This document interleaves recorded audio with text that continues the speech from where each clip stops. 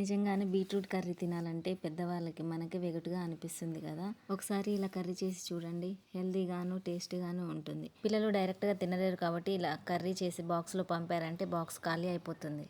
కర్రీకి సరిపడా ఆయిల్ పోసుకోవాలి.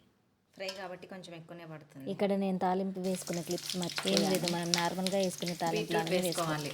కొంచెం ఇంగువ, సాల్ట్, కొంచెం పసుపు, మీ టేస్ట్కి తగ్గ కారం. ఇది ఇలా కలుపుకొని మూత పెట్టుకొని 10 నిమిషాలు ఉడకనివ్వాలి. ఇప్పుడు మూత తీసి చూద్దాం. ఇది కొంచెంసేపు ఉడికింది కదా, ముక్కలు కూడా కొంచెం మెత్తగా అయినాయి. ఇప్పుడు దీంట్లోకి గంటసేపు నానబెట్టుకున్న పెసరపప్పును కూడా వేసుకోవాలి. నూనెలో ఒక 2 నిమిషాలు వేగిన తర్వాత కొన్ని వాటర్ పోసుకొని మూత పెట్టుకొని ముక్కలు ఈ పప్పు ఉడికే వరకు 2 నిమిషాలు మూత పెట్టి ఉడకనిద్దాం. ఇప్పుడు 2 నిమిషాలు అయింది కదా, ఇది ఉడికిందా లేదా చూసి కొంచెం వాటర్ పోసుకొని 15 నిమిషాల వరకు ఉడకనిస్తే సరిపోతుంది.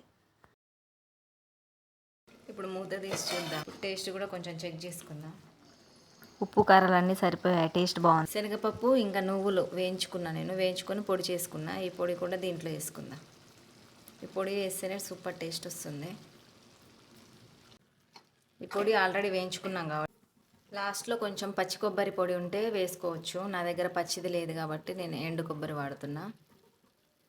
బీట్రూట్ కర్రీ అయితే రెడీ అయిపోయింది. Subscribe for more. బాయ్.